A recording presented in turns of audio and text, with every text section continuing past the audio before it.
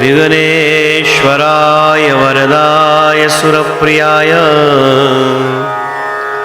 लंबोदराय सकलाय जगद्दिदाय नागाननाय श्रुतियज्ञविभूषिताय गौरीसुताय गणनाथ नमो नमस्ते। रामाय रामभद्राय रामचंद्राय वेदसे रघुनाथाय नाथाय श्रीसीताय पतये नमः। मनोजवं मारुततुल्यवेगं जितेन्द्रियं बुद्धिमतां वरिष्ठं वातात्मजं वानरयूथमुख्यं श्रीरामदूतं शरणं प्रपद्ये। अखण्डमण्डलाकारं व्याप्तं येन चराचरं तत्पदं दर्शितं येन तस्मै श्रीगुरुवे नमः। श्रीगुरुचरणसरोजरज निजमनमुकुर सुधार वर्णौ रघुवर विमल यश जोदायक फलचार। बुद्धिहीन तनु जानिके सुमिरो पवन कुमार बल बुद्धि विद्या देहु मोहि हरहु कलेश विकार। सियावर राम चंद्र भगवान की जय। बोलिए शंकर भगवान की जय। श्री हनुमान जी महाराज की जय। श्री सद्गुरुदेव भगवान की जय। श्री गोस्वामी तुलसीदास जी महाराज की जय। ओम नमः पार्वती पतये हर हर महादेव।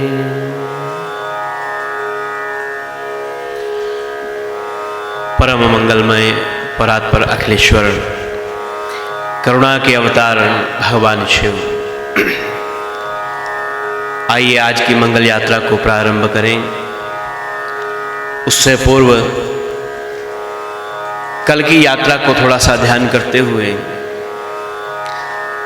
मन से उसी स्थान पर पहुंचते हैं जहां भगवान शिव और सती कि उस दिव्य यात्रा को जहां हमने कल विश्राम दिया, भगवान की परम मंगलमय स्तुति का हम लोग पाठ करें श्री रुद्राष्टक के माध्यम से। बोलिए शंकर भगवान की जय।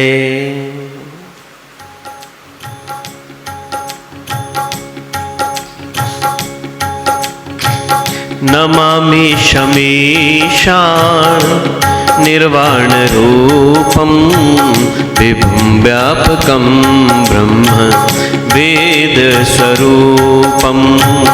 नमामि शमीशान निर्वाण रूपं विभुं व्यापकं ब्रह्म वेद स्वरूपं। निजं निर्गुणं निर्विकल्पं निरीहं चिदाकाशमाकाश वासं भजेऽहं।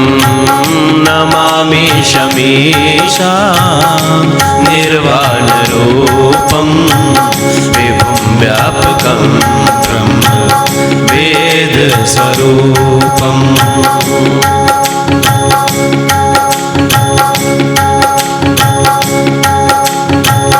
निराकार ओंकार मूलम तुरीहं गिरा ज्ञान गोतिक मीशं गिरीशं।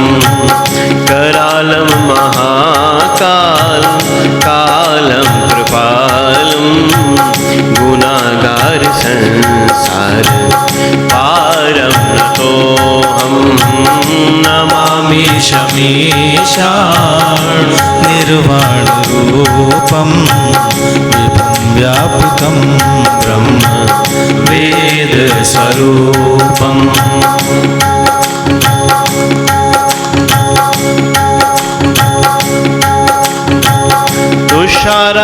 संकाश गौरम गंभीरम मनोभूतकोटि प्रभा श्री शरीरम सफुरमोरिकल्लो लेनी चारु गंगा लसद भाल भालेन्दु कंठे भुजंगा चलत कुंडलम भ्रूसु नेत्रम विशालम प्रसन्नादम नील कंठम दयालम नमामि समीशा निर्वाण रूपम विभुं व्यापकं ब्रह्म वेद स्वरूपम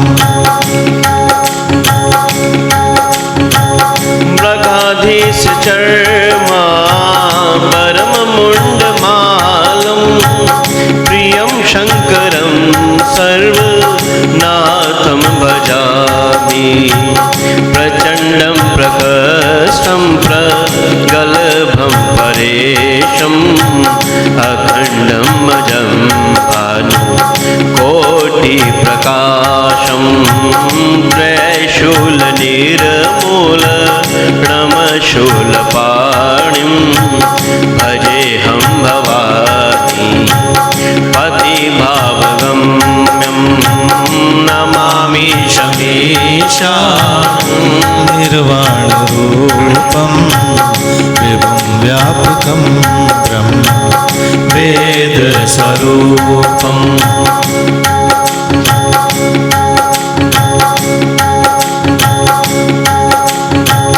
कलातीत कल्याण कल्पांतकारी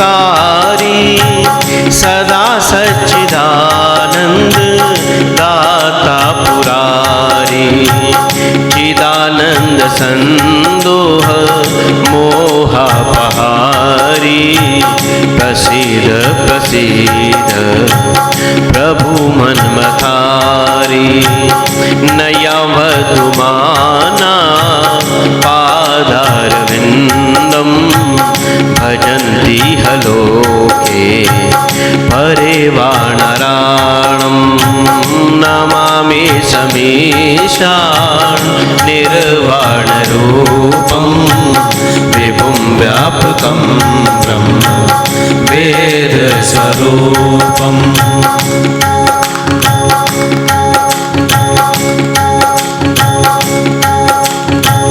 न तावत् सुखं शांति संतापनाशं प्रसीद प्रभो सर्वभूतादिवासं न जानामि योगं जपं नैव पूजा न तोऽहं सदा सर्वदाशं दोप्यं जराजन्मदोऽख्योद तातप्यमाणं प्रभो पाहि आपन् नमामि शम्भो नमामि शमीशान् निर्वाणरूपं विभुं व्यापकं ब्रह्म वेद स्वरूपं नमः शिवाय ओम नमः शिवाय हर हर भोले नमः शिवाय नमः शिवाय ओम नमः शिवाय हर हर भोले नमः शिवाय ओम नमः शिवाय ओम नमः शिवाय हर हर भोले नमः शिवाय नमः शिवाय ओम नमः शिवाय हर हर भोले नमः शिवाय हर हर भोले नमः शिवाय हर हर भोले नमः शिवाय। बोलिए शंकर भगवान की जय। भगवान शिव कर्पूर गौरम करुणावतारम संसार सारम भुजगेंद्रहारम सदा वसंतम हृदयारविंदे भवम भवानी सहितम नमामि। कल की यात्रा को ध्यान करते हैं। भगवान शिव ने सती का मानसिक त्याग किया है। हम अपराधों की श्रृंखला गोस्वामी जी के द्वारा वर्णित जो किया गया, सती जी के जीवन में कितने अपराध किए सती ने। अनेक अपराध करने के पश्चात सती के जीवन में वो क्षण आया जब सती का भगवान शिव ने मानसिक त्याग किया। सती जी ने लाख पूछा कि भगवान जरा बताइए तो सही, आपने क्या संकल्प लिया है? शिव संकल्प कीन मन माही, ऐतन सतिन भेंट अब नाई। भगवान सत्य बताइए, आपने क्या संकल्प लिया है? लेकिन भगवान कहते हैं अगर मैं सत्य बता दिया अभी सती को, सती इसी क्षण अपने प्राणों का त्याग कर दे। और याद रहे, सत्य वो नहीं जब जो किसी के प्राण को लेता है। सत्य तो जीवन की रक्षा करने वाला है। सत्य जीवन दायक है, सत्य जीवन लेने वाला नहीं है। सत्य जीवन देने वाला है। कड़वा लगता है लेकिन सत्य वो औषधि है जिससे जीवन की रक्षा होती है। फिर भगवान ने सती जी का कोई उत्तर नहीं दिया है और इस प्रकार भगवान उस यात्रा की ओर सती जी के साथ चले। कल ध्यान कर रहे थे कि बरनत पंथ विविध इतिहासा और विश्वनाथ पहुँचे कैलासा। शंकर सहज स्वरूप संवारा, लागी समाधि अखंड अपारा। भगवान शिव कैलाश पहुंचे। मार्ग में अनेक प्रकार की चर्चाएं तो करते गए लेकिन वो बात नहीं कही जो सती बार बार पूछ रही है। भगवान बताइए ना क्या संकल्प लिया है? वर्णद विविध पंथ इतिहासा, विश्वनाथ पहुंचे कैलासा। भगवान कैलाश में स्थित हुए और भगवान ने वहां पर अखंड समाधि को लगा लिया है। भगवान की समाधि कितने समय तक? भगवान समाधि में लीन हो गए और भगवान के इस प्रकार समाधि में रहते रहते बीते संवत सहस्त्र 87। भगवान की समाधि 87,000 वर्ष की हो गई। और इधर सती जी भगवान के उस मुखार बिंदु को देखते हुए बार बार प्रार्थना करती हैं कि जो प्रभु दीन दयाल कहावा, आरत हरन वेद जसु पावा। तो मैं विनय करो कर जोरी, छूटे बेगी देह यह मोरी। भगवान यदि आपकी मैं कृपा की पात्र हूँ तो आप अपने मुखमंडल को समाधि को खोलें और मुझ पर कृपा करें। मेरी ये देह एकदम छूट जाए। मैं आपसे विनय करती हूँ, आपका विषोह मैं सहन नहीं कर पा रही हूँ। गोस्वामी जी कहते हैं कि इस प्रकार कितने संवत बीत गए, बीते संवत सहस्त्र 87। और बड़ा सुंदर भाव गाते हैं। आइए सती जी की प्रार्थना में हम अपनी वाणी को मिला देते हैं। भगवान के समक्ष श्री सती जी विराजमान हैं। सती जी की जो वाणी है, समस्त जन मिलकर के उस वाणी के साथ अपनी वाणी को मिलाकर भगवान के चरणों में प्रार्थना करें। कर दो दूर प्रभु मेरे मन में अंधेरा है, कर दो दूर प्रभु मेरे मन में अंधेरा है, कर दो दूर प्रभु मेरे मन में अंधेरा है, कर दो दूर प्रभु मेरे मन में अंधेरा है। जब से तेरी लगन लगी, जब से तेरी लगन लगी, जब से तेरी लगन लगी, जब से तेरी लगन लगी, हुआ मन में सवेरा है। जब से तेरी लगन लगी, हुआ मन में सवेरा है।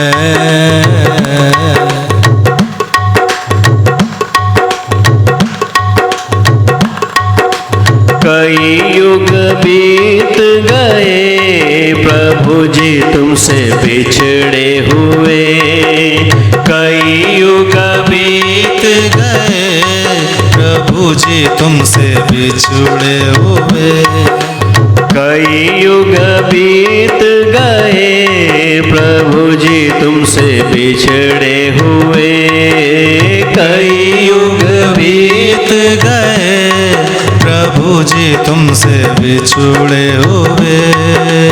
आन मिलो मेरे भगवन, आन मिलो मेरे भगवन, दिल में प्यार तेरा है।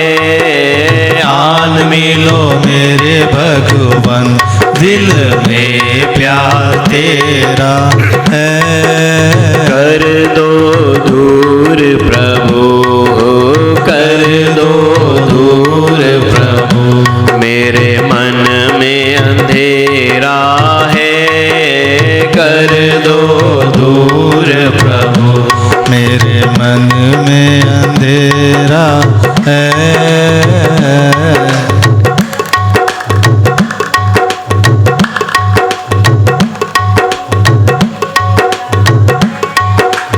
बचपन बीत गया, नाम न लिया तेरा। बचपन बीत गया, नाम न लिया तेरा। बचपन बीत गया, नाम न लिया तेरा। बचपन बीत गया, नाम न लिया तेरा। आई जवानी तो, आई जवानी तो डाला विषयों ने घेरा है। आई जवानी तो डाला विषयों ने घेरा है। कर दो दूर प्रभु, मेरे मन में अंधेरा है। कर दो दूर प्रभु, मेरे मन में अंधेरा है।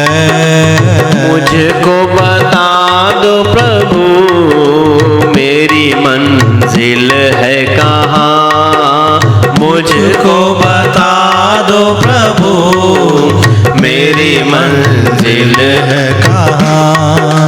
मुझको पहुँचा दो वहाँ, मुझको पहुँचा दो वहाँ, जहाँ सांवरा मेरा है। मुझको पहुँचा दो वहाँ, जहाँ सांवरा मेरा है। कर दो दूर प्रभु, मेरे मन में अंधेरा है। कर दो दूर प्रभु, मेरे मन में अंधेरा है।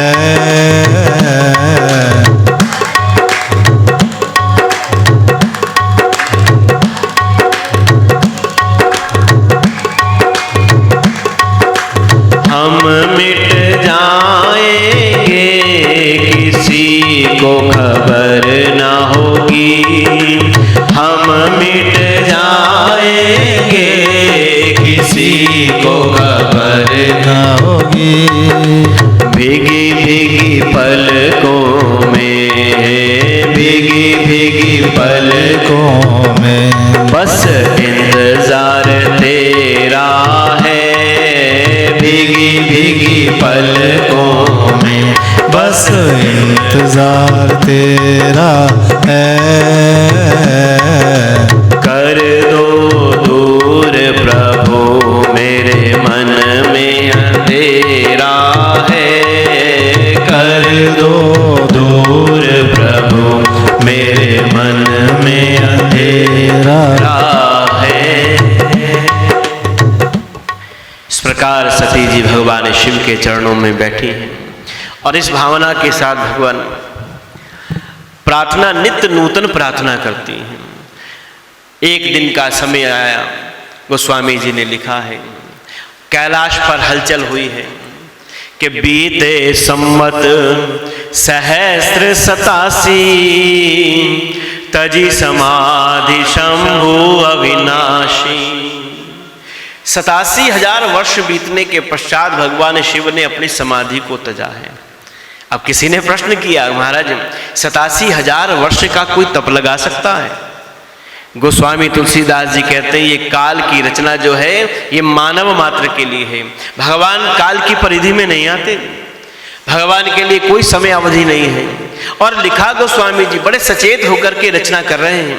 प्रश्न करने वाले का उत्तर दिया कि ये काल की रचना जो है केवल मनुष्य के लिए, और लिखा भी तो है, बीते संवत सहस्त्र सतासी तजी समाधि शंभु अविनाशी।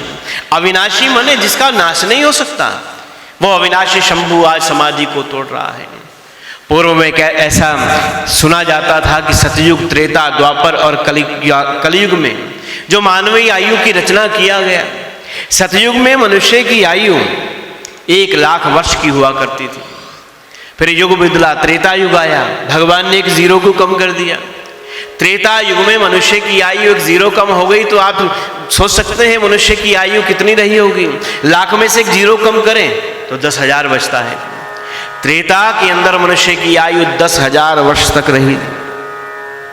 द्वापर के अंदर युग बदला, फिर एक जीरो भगवान जी ने कम किया, मनुष्य की आयु 1,000 वर्ष की हुई। कलयुग आया तो 1,000 में से एक जीरो भी भगवान ने कम किया और आयु मनुष्य की 100 वर्ष की रह गई। अब आने वाला समय जब घोर कलयुग होगा, भगवान की रचना भगवान जाने, यदि उसमें से एक जीरो कम हो गई तो क्या कल्पना कर सकते हैं, मनुष्य की आयु केवल 10 वर्ष ही रहने वाली। आयु की रचना भगवान के साथ नहीं है, आयु की परिधि भगवान के संदर्भ में नहीं है। समाधि खुलते ही भगवान ने एक ही काम किया। समाधि खुलने के साथ भगवान की वाणी से उजागर हुआ, राम राम शिव सुमिरन लागे, जाने हूँ सती जगत पति जागे। भगवान ने जागृति का संदेश दे दिया पूरे जगत को।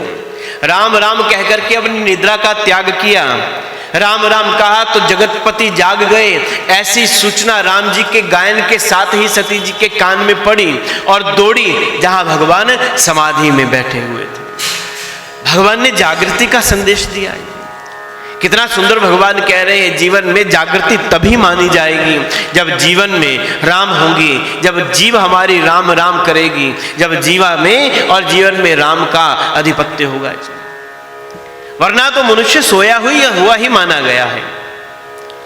आज विचार तो करें, हमारे जीवन कितना अस्त व्यस्त हुआ है, कैसे हमारा जीवन गड़बड़ाया हुआ है। हमारी वैदिक सनातन परंपरा में जागना एक बहुत बड़ी दिनचर्या को, दिन को प्रारंभ करना, जागना किस प्रकार होना चाहिए। हमारी दिनचर्या अव्यवस्थित है, इसलिए हमारा जीवन अव्यवस्थित है। शास्त्र कह रहा है कि कैसे जागना चाहिए। आंख खुलते ही सबसे पहले हमें अपने हाथ का दर्शन करना चाहिए। कराग्रे वस्ते लक्ष्मी, कर मध्य च सरस्वती, कर मूले तो गोविंदम, प्रभाते कर दर्शनम। ये हमारी दिनचर्या होनी चाहिए। हमारी आंख खुलते ही सबसे पहले अपने कर का दर्शन करें। हमारे हाथ में ही विद्या है, हमारे हाथ में ही धन है, हमारे हाथ में ही गोविंद का मूल है। विद्यार्थी को विद्या चाहिए तो उसे हाथ से ही तो काम करना है जी। धनार्थी को धन चाहिए, हाथ से ही तो मेहनत करनी है। मन को भगवान के चरणों में लगाएं और कर को भगवान की सेवा में लगाएं। कर से कर्म करे विदिनाना, मन राखे जहां कृपा निधाना। दिन का प्रारंभ करें, निद्रा का त्याग करें और जागरण भी कब करें। 3 प्रकार का जागरण हमारे शास्त्र में कहा गया है जी।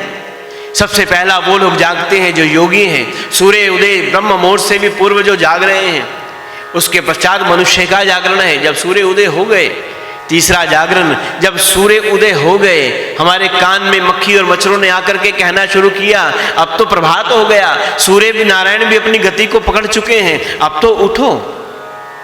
ना वो मानव की श्रेणी में है, ना वो योगी की श्रेणी में है, वो रोगी की श्रेणी में है, अथवा तो वो राक्षसी जागरण की संदर्भ में कहा गया है। इसलिए जागरण, उठते ही कर का दर्शन, नहीं कप का दर्शन। हम अपने हाथ से हाथ का दर्शन करें। प्रभाते कर दर्शनम। अब व्यवस्था बिगड़ गई है, हम कर का दर्शन तो करते नहीं हैं, हम कप का दर्शन मांगते हैं। पड़े पड़े बुलाने लगेंगे, अरे चाय लेकर के आओ। कप का दर्शन की परंपरा हम लोगों ने जीवन में अपना लिया। जब तक चाय नहीं आएगी हमारी निद्रा नहीं खुलेगी। चाय का प्याला पीते पीते हम नींद को खोलते हैं। कब खोलते हैं? जब सूर्य नारायण बहुत ऊपर तक चले जाते हैं। शास्त्र कहता है जो मनुष्य अपनी दिनचर्या ऐसे ही प्रारंभ कर रहा है, कराग्रे वस्ते लक्ष्मी, कर मध्ये च सरस्वती, कर मूलेत गोविंदम, प्रभाते कर दर्शनम। उठ जाग मुसाफिर भोर भई, अब रैन कहाँ जो सोवत है, जो सोवत है सो खोवत है, जो जागत है सो पावत है। उसके पश्चात भूमि का स्पर्श करें, भूमि का वंदन करें। समुद्र वसने देवी पर्वत स्तन मंडितिं, विष्णु पत्नी नमस्तुभ्यम, पाद स्पर्शम क्षमस्व में। भूमि का स्पर्श करें, धरती माता का स्पर्श करें। ये धरती कोई टुकड़ा नहीं है, मिट्टी का टुकड़ा नहीं है।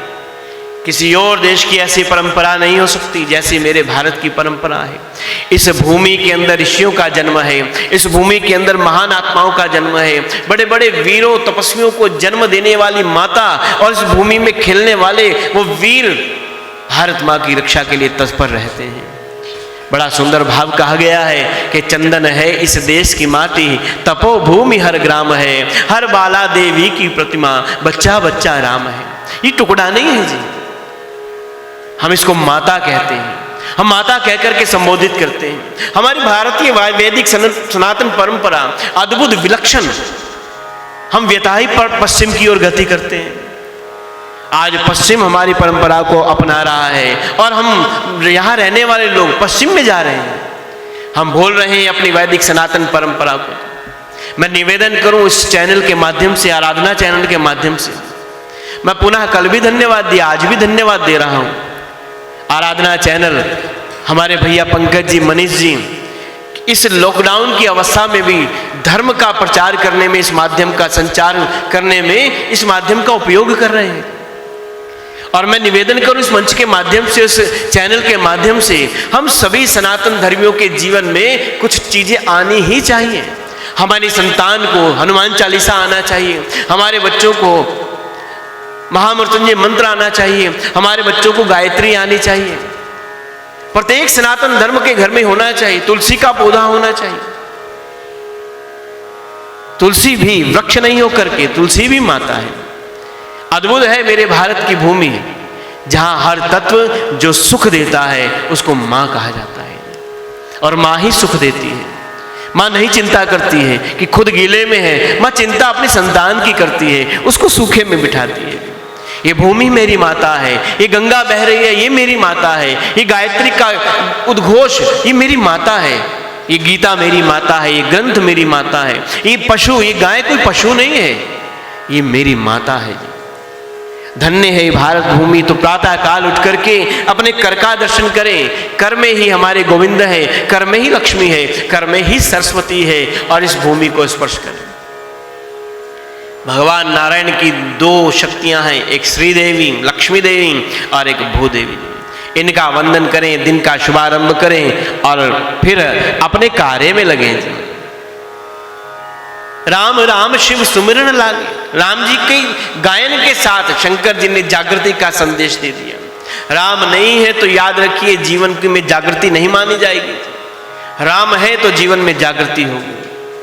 केवल नाम ही लेने से नहीं, राम का नाम और राम का काम दोनों ही करने पड़ेंगे। राम का नाम ले, राम का काम भी करें, और इस भाव के साथ करें कि राम काम कीने बिनु मोहि कहाँ विश्राम। राम राम शिव सुमरन लागे, जाने सती पति जगतपति जागे। गोस्वामी जी कितने सचेत होकर के इसको लिख रहे हैं। जाने सती जगतपति जागे, जगत के पति जाग गए हैं। अब मेरे पति तो रहे नहीं, सती पति तो रहे नहीं, भगवान शिव जगतपति हो गए, क्योंकि भगवान शिव ने सती का मानसिक त्याग जो किया है ना। दौड़ी दौड़ी वहां गई जहां भगवान शिव का गायन हो रहा है। राम राम जहां गायन भगवान कर रहे हैं, समाधि खोला और तुरंत भगवान के चरणों में प्रणाम किया है। जासु शंभु पदवंदन कीना, सन्मुख शंकर आसन दीना। 87,000 वर्ष के बाद भी देखिए भगवान शिव कितने सचेत हैं अपने संकल्प को लेकर के। 87,000 वर्ष बीत गए, संकल्प लिया कि अब सती का त्याग किया है, और आज भी भगवान शिव उस संकल्प पर दृढ़ है जी। हमारी तरह नहीं रात गई और बात गई। हम अपने संकल्पों से डगमगा जाते हैं, हम छोड़ देते हैं, लेकिन भगवान शिव की संकल्प लिया है तो 87,000 वर्ष के बाद भी आज भी वामंग में बिठाने का अधिकारी नहीं माना भगवान ने सती को। पत्नी का स्थान भगवान कहते हैं वामंग में, पत्नी वामंग स्थान धारण करती है। भगवान ने सती को सन्मुख आसन दिया है, और जैसे ही भगवान ने सन्मुख आसन दिया, भगवान की दृष्टि सती जी के ऊपर गई, और सती की दशा देख करके भगवान का मन करुणा से भर गया। सती की दशा कैसी? कृस तन शीस जटा एक बेणी, जैसे बालों के गुच्छे बन गए, बेणी बन गई। शरीर जो है, गौरवर्ण जो है वो क्रश हो गया, सूख करके कांटा हो गई। सती कहती है जिसके पति रुष्ट हुए हैं उसकी यही दशा होनी चाहिए। सती ने कहा कि जिनके पति नाराज हैं उनको श्रृंगार करने का अधिकार नहीं है जी।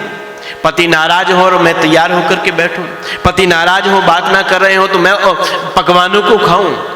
पति के चरणों में बैठ करके सती जी ने 87,000 वर्ष को पूर्ण किया है।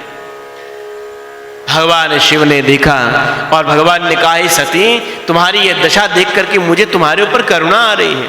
भगवान तो है भी करुणा के अवतार, कर्पूर घोरम करुणावतारम, करुणा आ गई। भगवान ने कहा हे सती चल मैं तुझे कुछ तेरे इस रोग की दवा करता हूं। सती का मन प्रसन्नता से भर गया, लगता है आज मुझे कहीं घुमाने ले जाएंगे भगवान।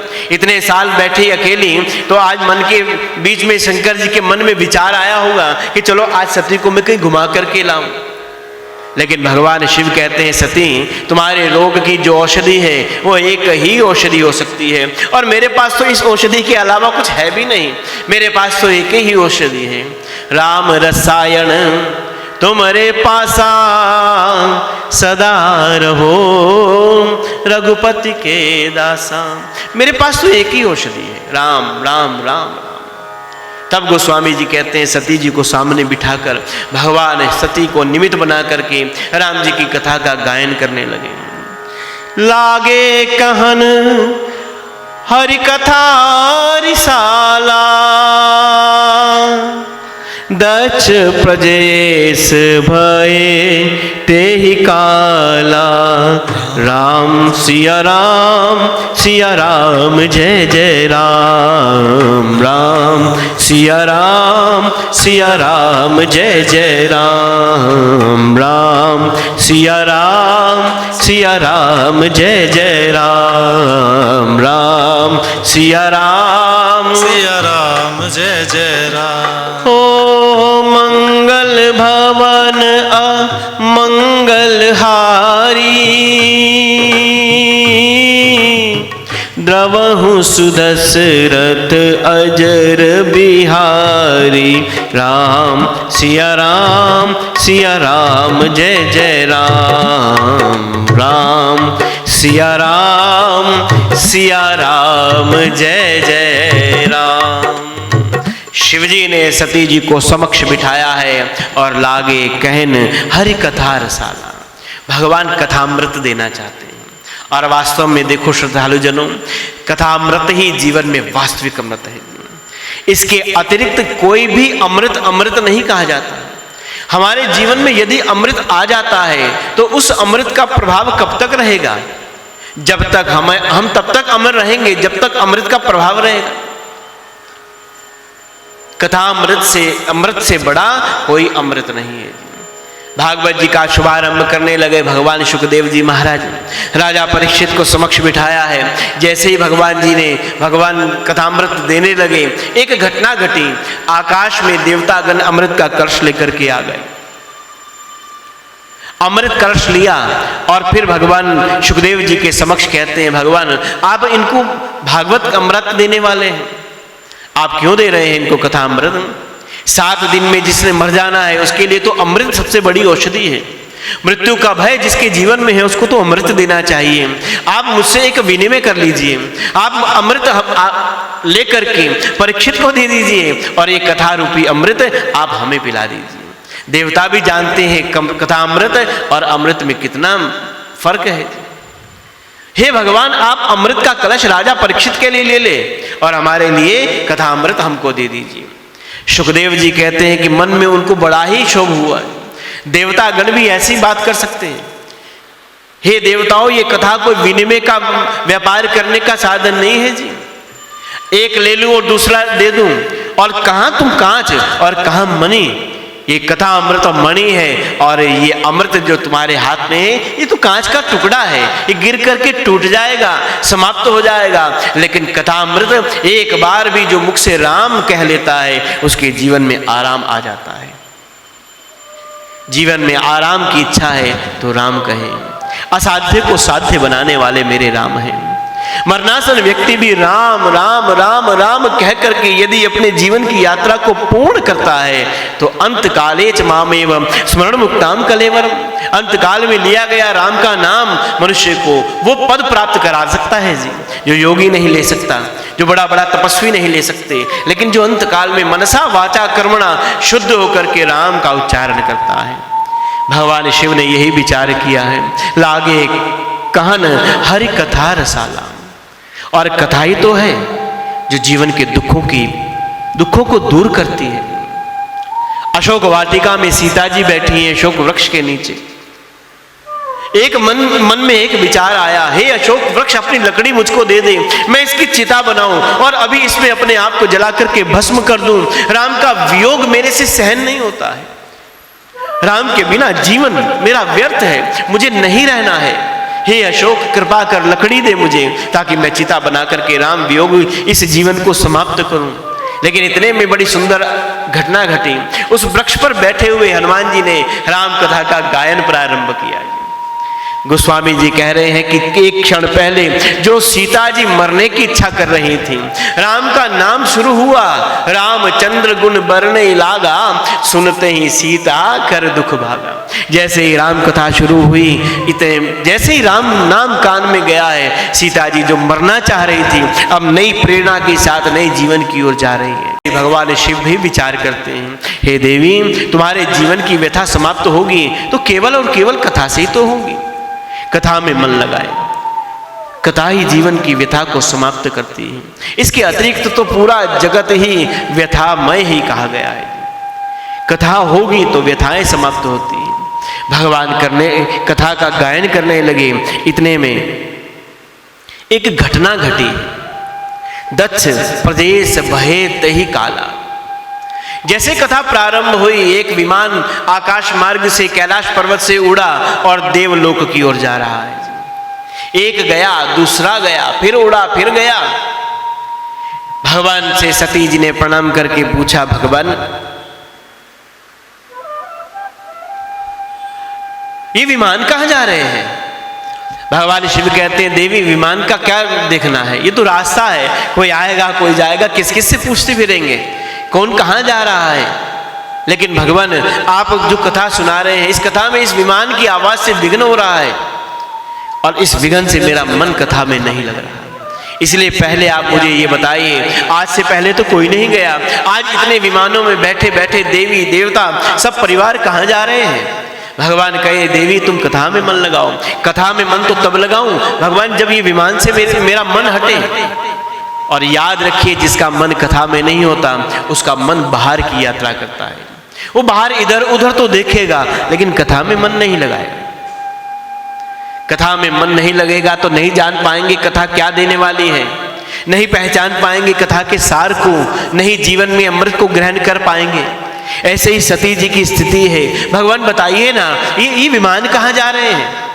शंकर जी भी मन में विचार करते हैं, देवताओं को भी यही रास्ता मिला है। देवता किसी और रास्ते से भी तो जा सकते हैं, लेकिन देवता भी आज जानबूझ करके इस रास्ते से जा रहे हैं जिसमें रास्ते में कैलाश पर्वत पर है, जहां भगवान शिव और सती विराजमान होकर के कथा में जुड़ रहे हैं। देवता इस प्रकार का कार्य करते हैं। देवताओं की तुलना उस विकृष्ट मनुष्य के साथ करते हैं गोस्वामी जी, जिस मनुष्य के जीवन में ईर्ष्या है, जिस मनुष्य के जीवन में विकार है। देवता किसी और रास्ते से भी जा सकते थे, लेकिन आज देवता कैलाश से क्यों जा रहे हैं जी? क्योंकि देवता जानते हैं जहां वो जा रहे हैं वहां आने का निमंत्रण भगवान शिव को नहीं मिला है। वहां का निमंत्रण पत्र शंकर जी को नहीं मिला। और ये स्वाभाविक है, हम देखें सामान्य जीवन में भी जहां से हमें निमंत्रण नहीं आता है, यदि आस पड़ोस में किसी को वहां का निमंत्रण आएगा तो वो बार बार उसी से पूछेगा कि आपने वहां नहीं जाना है, बार बार उस बात को वो करता है। ऐसे ही देवता बार बार विमान में उड़ करके एक जाएं दूसरे जाएं। सती जी ने जब पूछा तो भगवान कहते हैं कि हे देवी, अपना मन लगाओगे तो भूल जाओगे बाहर की दुनिया को, भूल जाओगे बाहर क्या हो रहा है, और ये जीवन की उपलब्धता है। बाहर की यात्रा को छोड़ करके अंदर की यात्रा करोगे तो जीवन में समस्त प्रकार की समस्याओं का समाधान पा पाओगे। हम बाहर की यात्रा से अपने आप को तोड़ नहीं पाते, अंदर जुड़ नहीं पाते हैं, इसलिए हम लोग आए समस्याओं से घिरे हैं। हमने कल भी चिंतन किया है, समस्याओं का समाधान केवल संवाद करने से प्राप्त होता है, केवल और केवल चिंतन मनन करने से प्राप्त होता है। ये जो कथा हो रही है ये मनन कथा है जी, ये मनोरंजन कथा नहीं है। ये कथा बड़े पंडाल में हो सकती थी, बड़ा आयोजन किया जा सकता था, लेकिन इस समय बैठ करके हमको एक ही धर्म बनता है, हम मनन करें, मनोरंजन नहीं करें। हम अपने जीवन के संदर्भ में सोचें कि ये जो बीमारी चल रही है, कोरोना वायरस जो चल रहा है, ये कितना भयंकर है।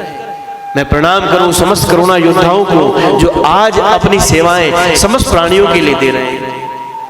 उनमें डॉक्टर हैं, उसमें सफाई कर्मचारी हैं, नर्सें हैं, हमारे पुलिसकर्मी हैं, हमारी सीमा पर खड़ा हुआ जवान जो देश की रक्षा के लिए कोरोना योद्धा के रूप में हमारे जीवन को सुरक्षित कर रहा है। मैं जानता हूं कोरोना योद्धा का जीवन, क्योंकि मेरी अपनी खुद की बिटिया भी कोरोना योद्धा के रूप में अपनी सेवाएं दे रही है। वो वहां हॉस्पिटल में अपनी नर्स बनकर के सेवाएं देती है।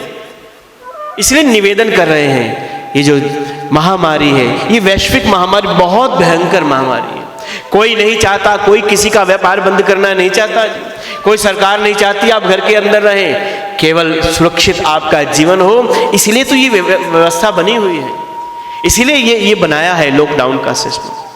और उसमें भी धन्यवाद, मैं पुनः धन्यवाद करूं इस चैनल को, हमें मनन करने का एक अवसर दिया है। घर में तो बैठ करके हम पुस्तक पढ़ सकते हैं, लेकिन इस माध्यम से हम अपने विचारों का आदान प्रदान कर सकते हैं। घटनाक्रम को भगवान शिव बता रहे हैं, क्या है, क्यों विमान जा रहे हैं। भगवान ने देवी से कहा, देवी पहले तो अपना मन वहां से हटाओ, अपना मन कथा में लगाओ, लेकिन यदि तुम जानना ही चाहती हो, कहते हैं गोस्वामी जी ने विचार किया, बड़े दुखी मन से शंकर जी उस घटनाक्रम को देवी से कहने लगे। क्या चौपाइयां लिखते हैं गोस्वामी तुलसीदास जी, आइए दर्शन करें। भगवान ने रुदन करते हुए, मन में रुदन करके उस घटनाक्रम को कहा है। राम सिया राम जय जय राम, राम सिया राम जय जय राम, राम सिया राम जय जय राम, राम सिया राम जय जय राम। ब्रह्म सभा हम सन दुख माना, तेहि दे अजहु करहि अपमाना। राम सिया राम जय जय राम, राम सिया राम जय जय राम। ओ दक्ष सकल निज सुता बुलाई, हमरे बयर तुम्हें विदराई जी। राम सिया राम जय जय राम, राम सिया राम जय जय राम। भगवान कहते हैं, सती मैं आपको घटनाक्रम बताऊं। एक बार ब्रह्मा जी ने मन में विचार किया, दक्ष को समस्त प्रकार से योग्य जाना और उनको प्रजापति नियुक्त किया है।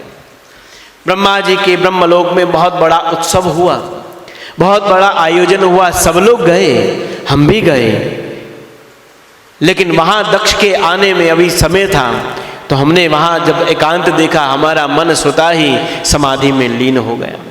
दक्ष आए, दक्ष का बहुत बड़ा सम्मान हुआ। कब सम्मान समारोह पूरा हो गया, कब दक्ष का जय जयकार हो गया, कब दक्ष को सर पर प्रजापति का ताज रखा गया, हे देवी हमें कोई सुध ही नहीं रही। लेकिन हमारी उस समाधि को दक्ष ने गलत अर्थ में ले लिया।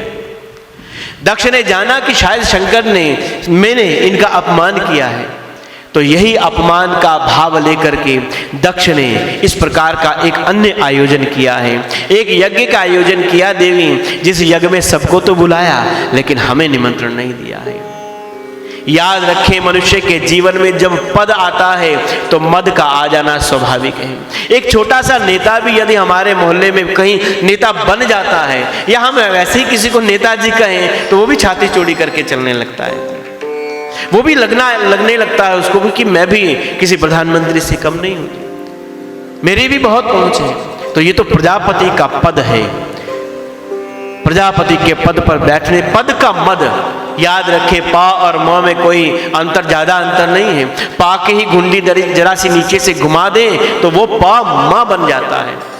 पद पर बैठना कोई बड़ी बात नहीं है, पद पर बैठ करके मद से बच जाना ये बहुत बड़ी बात है। दक्ष को पद का मद आ गया और उसने पद के मद में आकर के शिव विहीन यज्ञ का आयोजन किया है। सारे देवी देवताओं को बुलाया, लेकिन हे देवी हमको निमंत्रण नहीं दिया है, और जहां निमंत्रण नहीं है हमको वहां नहीं जाना है। अब सती जी के मन में ये भाव आया, इतने दिनों के पश्चात पिता के घर में कोई आयोजन हो रहा है, तो क्यों ना मैं भी पिता के द्वारा होने वाले आयोजन में सम्मिलित हूं। इतने दिन से अपने पति से भी मैं वियोग का जीवन जिया है, पति भी समाधि में लीन थे।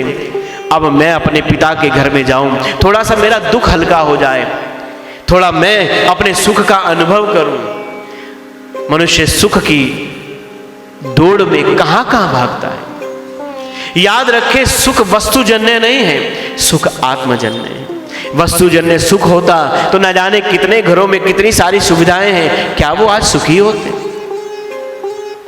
हर किसी को कोई ना कोई दुख है, कोई तन दुखी, कोई धन दुखी, कोई तन दुखी, कोई मन दुखी, कोई धन भी न रहे तो उदास है। लेकिन सबसे बड़ा सुखी वो है जो राम जी के चरणों का दास है। सती सुख की तलाश में बाहर जाना चाहती है, लेकिन बाहर की यात्रा सुख नहीं देती है। मैं अभी पढ़ रहा था कुछ दिन पहले कि इसी कोरोना वायरस में एक बहुत अरबपति व्यक्ति ने अपने घर की छत से कूद करके जान दे दी। क्यों? घर में सारी सुविधाएं हैं, लेकिन क्यों आत्महत्या कर ली? क्योंकि उसका पूरा परिवार इस वायरस की चपेट में आकर के समाप्त हो गया, समाप्त मर गया उसका पूरा परिवार। विचार किया, इस पैसे का क्या करूं, जिस पैसे ने मेरे पुत्र को नहीं बचाया, जो पैसा मेरी पत्नी को नहीं बचा पाया, जो परिवार की रक्षा नहीं कर पाया है, ऐसे पैसे का क्या करें। खुद भी अपने जीवन का अंत कर दिया। सुख वस्तुजन्य नहीं है, सुख आत्मजन्य है। सुख और दुख समानांतर चलने वाले ये गाड़ी के दो पहिए हैं। सुख आएगा तो दुख आएगा, ये दोनों चले जाएंगे। बड़ा सुंदर किसी ने भाव रखा है कि सुख ही जीवन की निधि, दुख ही जीवन की निधि है। सुख जाएगा तो दुख दे करके जाएगा, लेकिन दुख जाएगा तो सुख दे करके जाएगा। सुख क्या है? बोले जो मेरे फेवरेबल हुआ, जो मेरे लिए अनुसार हुआ वो सुख हो गया, जो मेरे विरोध में हुआ वो दुख हो गया है।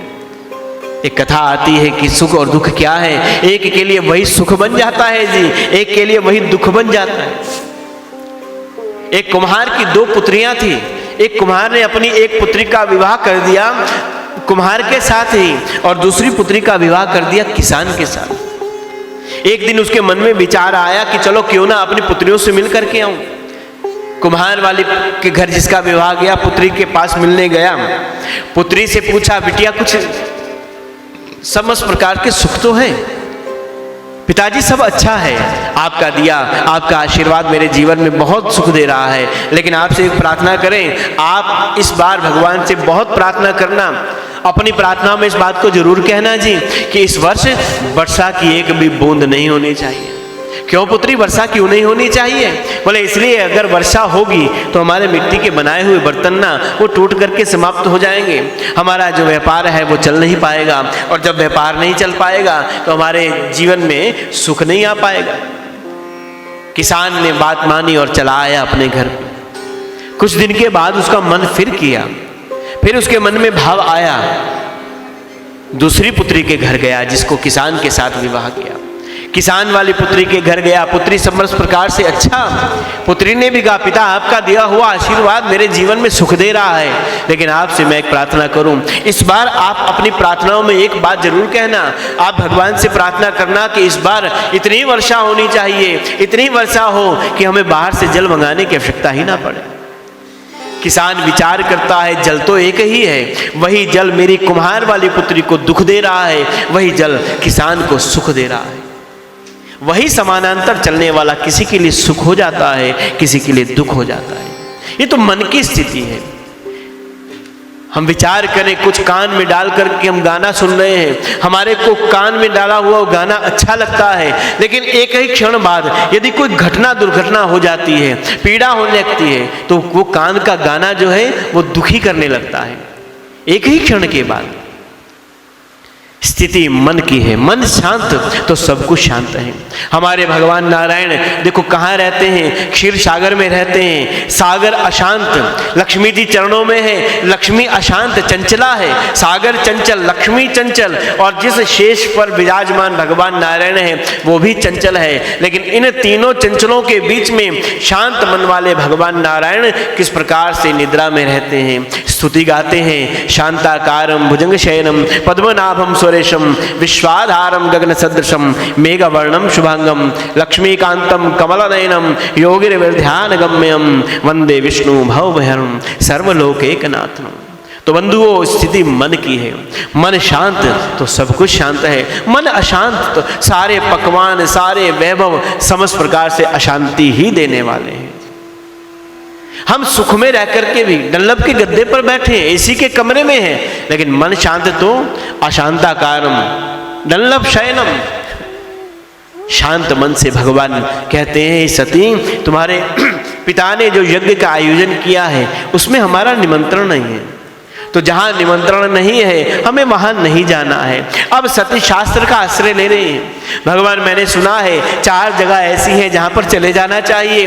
पिता के घर में बिना निमंत्रण की जा सकते हैं, मित्र के घर में बिना निमंत्रण की जा सकते हैं, और गुरु के घर में बिना निमंत्रण की जा सकते हैं। कथा कीर्तन में भी बिना निमंत्रण की जाया जा सकता है। लेकिन भगवान कहते हैं देवी जाया तो जा सकता है, पिता और पुत्री में कोई निमंत्रण का बाध्य नहीं है, गुरु शिष्य में भी कोई निमंत्रण की औपचारिकता नहीं है, मित्र मित्र के जीवन में भी कोई औपचारिकता नहीं है, कथा में भी कोई औपचारिकता नहीं है। लेकिन जहां गए कल्याण न होई, हे देवी जहां जाने पर कल्याण नहीं होना चाहिए वहां नहीं जाना चाहिए।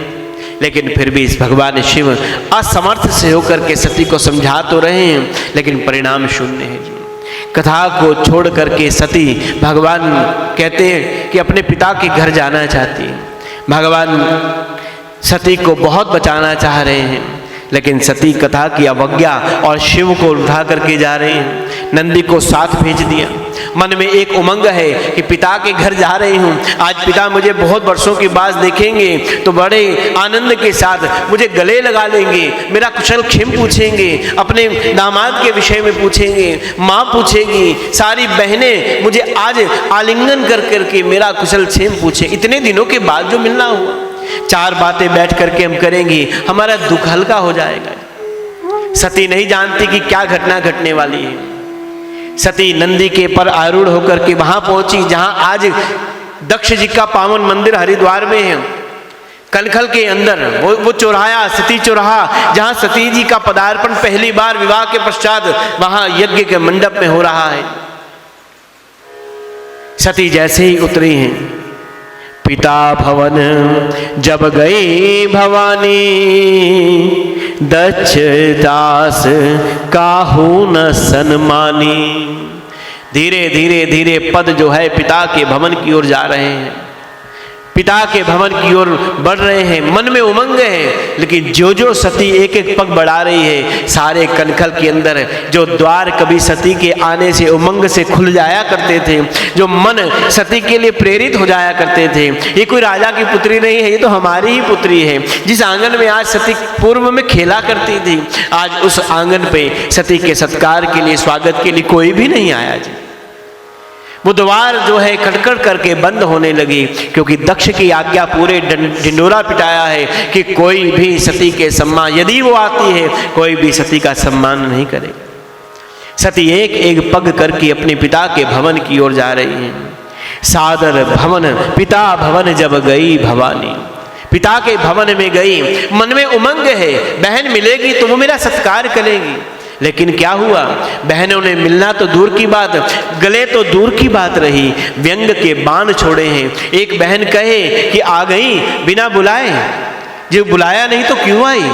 दूसरी कहे अच्छा अकेली आई हूं, अब वो नहीं आए।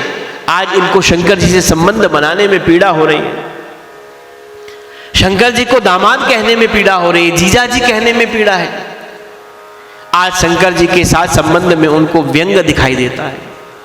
एक ने कहा अकेली आई, वो नहीं आए। तीसरी कहे अभी कुछ कपड़े पहनते हैं या ऐसे ही घूमते हैं, कोई घर बनाया है या ऐसे पेड़ पर, वृक्ष पर या पहाड़ में पड़े रहते हो। एक ने और व्यंग का बाण छोड़ा, कोई साधन लिया है या बूढ़े नंदी पर बैठ करके चलते रहते हैं। अनेक अनेक व्यंग के बाण छोड़ती हुई, सहन करती हुई सती एक एक पग पर आगे बढ़ रही है। लेकिन समस्त जनगणों के व्यंगों को गोस्वामी जी नकार दे रहे हैं, सबका हम गोस्वामी जी ने तिरस्कार किया है। लेकिन यदि किसी को बचाया है तो सती की माता को बचाया है। गोस्वामी जी चिंता नहीं करते, गोस्वामी जी कहते कोई बात नहीं, सती की बहनें नहीं मिली, पिता नहीं मिले, लेकिन सती के माता की मातृत्व की रक्षा गोस्वामी जी ने किया है। कौन मिला, सादर भले ही मिले एक माता। पूरे नगर के अंदर यदि कोई मिला है तो सती की माता बड़े प्रेम से मिली है। सती की मां ने आकर के गले लगाया, मां ने कहा कोई बात नहीं, तेरी बहनें तो धन के अभिमान में चूर हैं, इसलिए वो व्यंग करती हैं, चल सती तू मेरे कक्ष में चल। सादर मिले ही एक माता। और वास्तव में मां ही वो तत्व है जो संतान के सुख की चिंता करती है। सुन जननी सोई सुत बड़ भागी, जो सुत मात पिता चरण अनुरागी। हम सबकी निधि केवल एक हो सकती है, अपने माता और पिता की सेवा करना। हम सबका धन क्या है, हम सबके देव कौन है, विचार तो करें। हमारा देव कौन है, जिसने मुझे जन्म दिया, जिसकी उंगली पकड़ करके मैं संरक्षित हुआ, जिस माँ का दूध मेरे शरीर में रक्त शिराओं में बह रहा है, वो माँ आज संतान की रक्षा के लिए जीवन समर्पित कर देती है, सदा सुख की चिंता करती है, खुद दुख में रहती है। संतान दूषित हो सकती है, माता पिता कभी दूषित नहीं होते, माँ कभी दूषित नहीं होती है। माँ रूपी बल यदि जिसके जीवन में नहीं है, भगवान भी कहते हैं मैं भी परमात्मा बना हूं, तो मेरे अंदर भी 2 बार माँ लिखा गया तो मैं परमात्मा बना हूं। माँ रूपी तत्व नहीं होगा तो मेरी भी कोई उपयोगिता नहीं है। माँ का कर्ज पितृ ऋण, मातृ ऋण, पितृ ऋण किस प्रकार ऋण हो सकते हैं, नहीं हो सकते। उनकी सेवा से ही हम उनके ऋणों से ऋण हो सकते हैं। एक बार एक बच्चे ने कहा अपनी माता से, माँ मैं तेरा ऋण उतारना चाहता हूं। माँ ने मुस्कुरा कर कहा बेटा रहने दे, तू ऋण नहीं उतार पाएगा। माँ मैंने सुना है तूने बचपन में बड़े उपेक्षाओं से जीवन जिया है, खाने के लिए भोजन नहीं था, पहनने के लिए अच्छा कपड़ा नहीं था, एक समय खाते थे तो दूसरे समय की चिंता होने लगती थी। तूने लोगों के घर जा करके बर्तन मांज करके मेरी पालना किया है, अब मैं समर्थ हूं तो मैं तेरा ऋण उतारना चाहता हूं।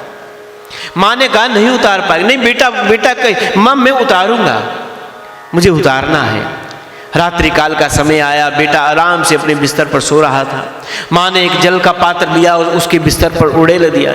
जैसे ही अपने बिस्तर को गीला देखा, हड़बड़ा करके उठा, माँ ये तूने क्या किया, मेरे सूखे बिस्तर को गीला कर दिया तूने। पलट करके सोया, करवट लेकर के सोया। फिर कुछ देर के पश्चात माँ ने एक पात्र और जल का लिया, फिर बिस्तर पर गिरा दिया और फिर पूरा बिस्तर गीला कर दिया। बहुत हड़बड़ा करके माँ को शब्द कहता हुआ उठ गया, माँ तो क्या तुझे इतना भी शऊर नहीं है कि तू मेरे बिस्तर को बार बार गीला कर रही है? ये क्या कर रही है? तो माँ ने मुस्कुरा करके कहा, हे पुत्र, मैं तो तेरा ऋण, तू चाहता था ना मेरा ऋण उतार, तो ये ऋण उतारने की पहली किस्त है। यदि तू इसको उतार पाएगा तो मैं तेरा सारा ऋण तेरे को माफ कर दूंगा। ये कैसी किस्त है माँ? माँ कहे कि तू जानता नहीं तूने मुझे कितनी बार गीला किया है। मैं गीले में खुद रह करके तुझको सूखे में सुलाती रही हूँ, इसलिए तुझे ये गीले में डालने सोने की आदत डाल रही हूँ। चरणों में गिर गया माँ के, माँ मैं तेरा ऋण कभी नहीं उतार सकता।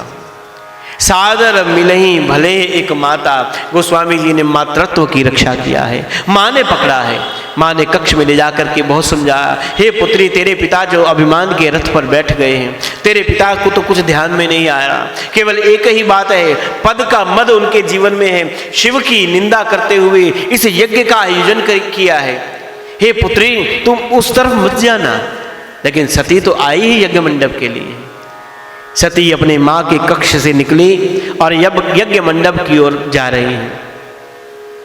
गोस्वामी जी कह रहे हैं कि जैसे ही सती जी का पदार्पण यज्ञ मंडप की ओर हुआ, यज्ञ में ऊंची ऊंची जो अग्नि की ज्वालाएं हैं, एक पग यज्ञ की ओर बढ़ा सती जी का, और उसी क्षण यज्ञ की ज्वालाएं क्षीण होने लगी। वैदिक आचार्यों के मंत्र जो है वो अब अशुद्ध होने लगे। सती ने पूरे यज्ञ मंडप पर पहुंची। दूर ऊंचे आसन पर दक्ष बैठे हैं, सारे देवी देवता वहां विराजमान हैं। सब तरफ से नजर घुमा करके देखा, कहीं भी शंकर जी का कोई भाग नहीं दिखाई दिया। बड़ी पीड़ित मन से, दुखी मन से शंकर जी की निंदा होते देखी है। बड़ा द्रवित मन है।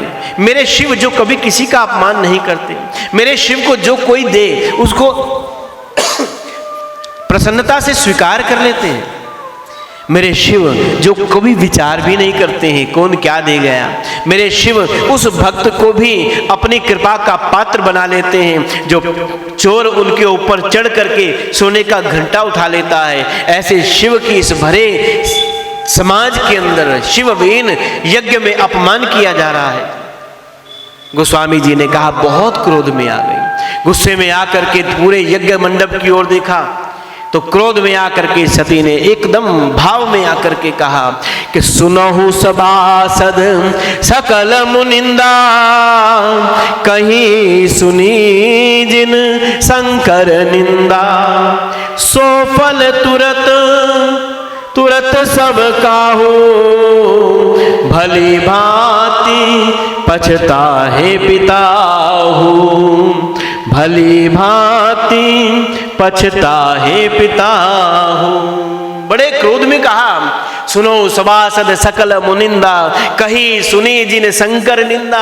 इस सभा में बैठा हुआ प्रत्येक सभासद व्यक्ति सुने, जिस सभा में आकर के उन्होंने शंकर की निंदा होते हुए देखा है अथवा तो सुना है, उन सबको भगवान शिव अवश्य ही फल देने वाले हैं। और मेरे पिता जो उच्च आसन पर बैठ करके शिव का अपमान कर रहे हैं, उनको भी पछताना ही पड़ेगा। ऐसे ललकारती हुई सभा के अंदर सती ने सबको हुंकार भरी है।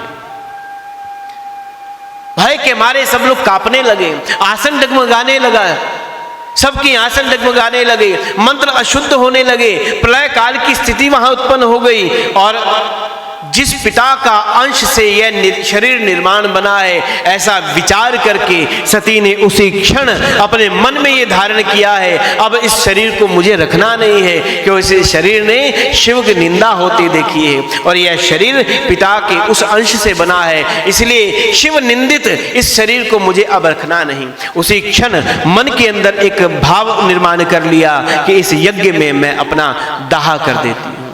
बोलो शंकर भगवान की जय। इतना मन में भाव रखा और सती ने उसी क्षण अपने दाहिने पांव के अंगूठे से योग अग्नि को प्रकट किया और उसी अग्नि में अपने शरीर को दाह कर दिया है।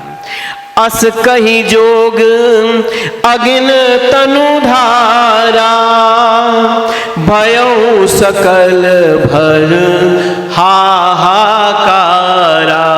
राम सिया राम जय जय राम। अस कई जोग अगन तई दारा भयं सकल भा हाहाकारा। पूरे यज्ञ मंडप के अंदर हाहाकार हो गया, सब लोग भागने लगे। सती जी ने अपने शरीर का दाह उस योग अग्नि में कर दिया है। भगवान शिव को भी इसकी सूचना पहुंची है। पूरे यज्ञ को विध्वंस किया। शिव ने जटा पटक करके वीरभद्र को उत्पन्न किया और आज्ञा दिया कि जाओ उस यज्ञ का विध्वंस करो जिस यज्ञ के अंदर सती ने अपने शरीर का दाह किया है। वीरभद्र आए और उस यज्ञ का विध्वंस किया है। यज्ञ के आयोजन दक्ष को जो गति शिव द्रोही की होनी चाहिए वही दंड दक्ष को वीरभद्र दे रहे हैं। सर काट करके यज्ञ कुंड में डाल दिया गया और पूरा यज्ञ का विध्वंस कर दिया। गोस्वामी जी कह रहे हैं इस विचार के साथ समस्त आचार्य गणों ने अपने किए हुए कर्म की क्षमा मांगी। इधर सती जी का शव धू धू करके जलने लगा। पूरा यज्ञ जो है विध्वंस हो गया और भगवान शिव को सूचना प्राप्त हुई। उसी क्षण भगवान शिव उस यज्ञ मंडप में पधार रहे हैं। बोलो शंकर भगवान की जय। बहुत अनुनय विनय के साथ उस यज्ञ को समस्त देवी देवताओं ने भगवान से प्रार्थना किया। भगवान यज्ञ के आचार्य जो है, यज्ञ का जो मुख्य आयोजक है वो तो दक्ष प्रजापति है। इसने अपराध किया है, इसने प्रसूति ने बहुत क्षमा याचना किया। कृपालु भगवान उस कटे हुए धड़ के साथ बकरे के शव को लगा करके, बकरे के सर को लगा करके उसको पुनर्जीवन देते हैं। ऐसे भगवान शिव किस प्रकार इस यज्ञ को पूर्ण कर रहे हैं। भगवान की मंगलमय कृपा से इस यज्ञ को पूर्णता प्राप्त होती है। सती जी के जले हुए शरीर को लेकर भगवान आकाश मार्ग से चले जाते हैं। बोलो शंकर भगवान की जय। हर हर महादेव। आज की यात्रा को यहाँ विराम देते हैं। हमें ये मनुष्य का जीवन जो मिलता है वो भगवान की कृपा से उस तत्व को प्राप्त करने के लिए मिलता है जहाँ गुरुदेव कहते हैं कि जीवन से ही सब कुछ मिल सकता है, लेकिन सब कुछ दे करके भी जीवन नहीं मिल सकता। इसलिए जीवन का सदुपयोग करना चाहिए।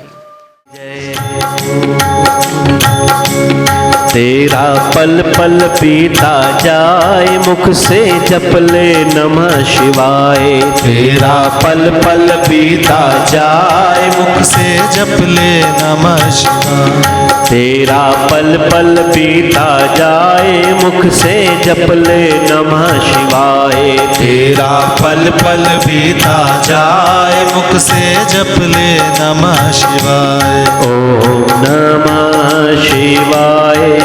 ओम नमः शिवाय। ओम नमः शिवाय।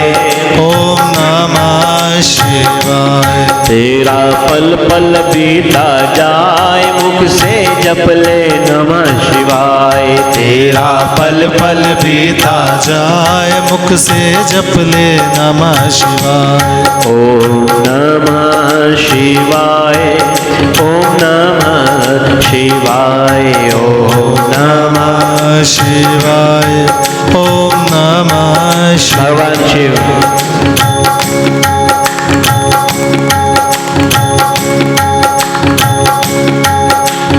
मन मंदिर का पर्दा खोलो। मन मंदिर का पर्दा खोलो। मन मंदिर का पर्दा खोलो। मन मंदिर का पर्दा खोलो। शिव शिव शिव हृदय से बोलो। शिव शिव शिव हृदय से बोलो। मन मंदिर का पर्दा खोलो। शिव शिव शिव हृदय से बोलो। तेरा अवसर खाली न जाए मुख से जप ले नमः शिवाय। तेरा अवसर खाली न जाए मुख से जप ले नमः शिवाय। ओम नमः शिवाय। ओम नमः शिवाय। ओम नमः शिवाय। ओम नमः आपसे गाइए जी। तेरा पल पल बीता जाए मुख से जप ले नमः शिवाय। तेरा पल पल बीता जाए मुख से जप ले नमः शिवाय। ओम नमः शिवाय। ओम नमः शिवाय। ओम नमः शिवाय। ओम नमः शिवाय। जय जय।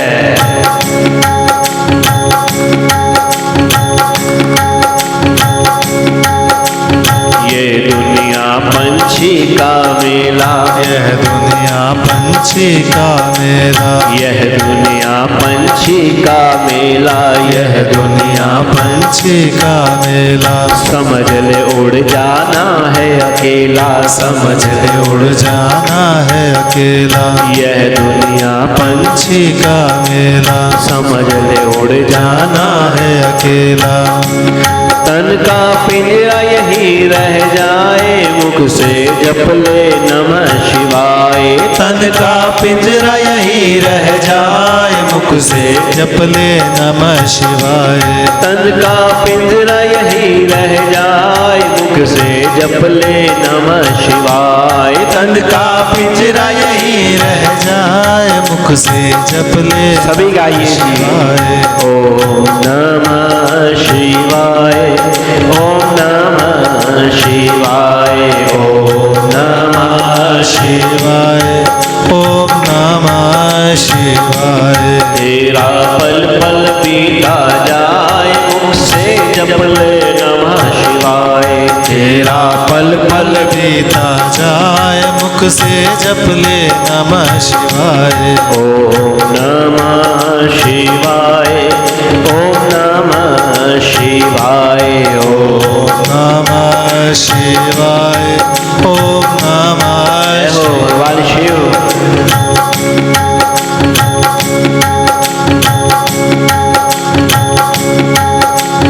मुसाफिरी जब पूरी होगी, मुसाफिरी जब पूरी होगी, मुसाफिरी जब पूरी होगी, मुसाफिरी जब पूरी होगी। चलने की मजबूरी होगी, चलने की मजबूरी होगी। मुसाफिरी जब पूरी होगी, चलने की मजबूरी होगी।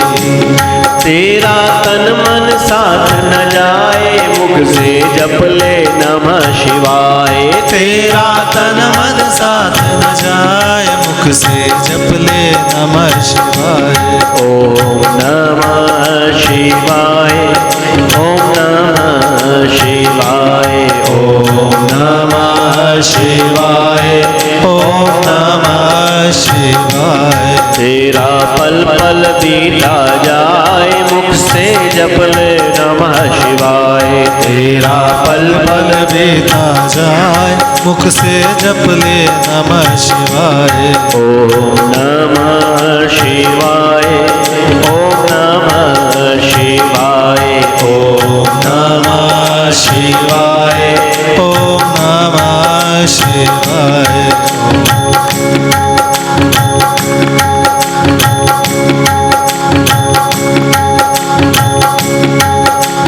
शिव पूजन में मस्त रहे जा, शिव पूजन में मस्त रहे जा, शिव पूजन में मस्त रहे जा, शिव पूजन में मस्त रहे जा। शिव शंकर का तू तो हो जा, शिव शंकर का तू तो हो जा। शिव पूजन में मस्त रहे जा, शिव शंकर का तू तो हो जा। दर्शन विश्वनाथ के पाए मुख से जप ले नमः शिवाय। दर्शन विश्वनाथ के पाए मुख से जप ले नमः शिवाय। ओम नमः शिवाय।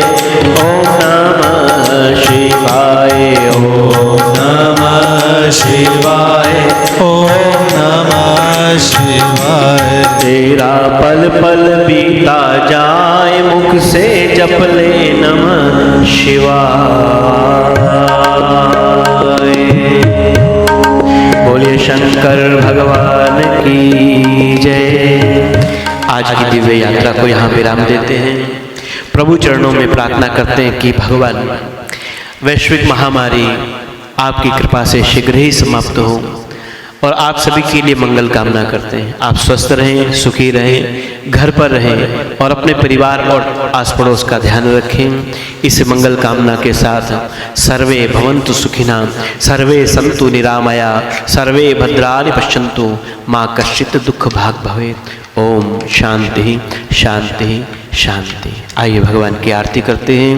बोले शंकर भगवान की जय। ओम जय शिव ओंकारा, भोले हरे शिव ओंकारा, ब्रह्मा विष्णु सदा शिव, अर्धांगे धारा। ओम हर हर हर महादेव। एकानन चतुरानन, पंचानन राजे, हंसानन गरुड़ासन, वृषवाहन साजे। ओम हर हर हर महादेव। दो भुज चारु चतुर्भुज, दस भुज दे सोहे, तीनों रूप निरखता, त्रिभुवन जन मोहे। ओम हर हर हर महादेव। अक्षमाला वनमाला, रुंडमाला धारी, चंदन मृगमन सोहे, भाले शशिधारी। ओम हर हर हर महादेव। श्वेतांबर पीतांबर, बागांबर सोहे, तीनों त्रिभुवन जन मोहे। ओम हर हर हर महादेव। कर में श्रेष्ठ कमंडल, चक्र त्रिशूल धरता, जग करता जग हरता, जग पालन करता। ओम हर हर हर महादेव। ब्रह्मा विष्णु सदा शिव, जानत अविवेका, प्रणवाक्षर के माथे, यह तीनों एका। ओम हर हर हर महादेव। काशी में विश्वनाथ विराजे, नंदा ब्रह्मचारी, हित उत भोग लगावे, महिमा अति न्यारी। ओम हर हर हर महादेव। त्रिगुण स्वामी जी की आरती, जो कोई जन गावे, कहत शिवानंद स्वामी, मन वांछित फल पावे। ओम हर हर हर महादेव। जय शिव ओंकारा, भोले हर शिव ओंकारा, ब्रह्मा विष्णु सदा शिव, अर्धांगी धारा। ओम हर हर हर महादेव। बोले शंकर शंकर भगवान की जय। धर्म की जय हो, अधर्म का नाश हो, प्राणियों में सत्य भावना हो, विश्व का कल्याण हो। गौ माता की जय हो, भारत माता की जय हो, सद्गुरुदेव भगवान की जय हो। जयकाराय वीर बजरंगे, हर हर हर महादेव। ओम ओम।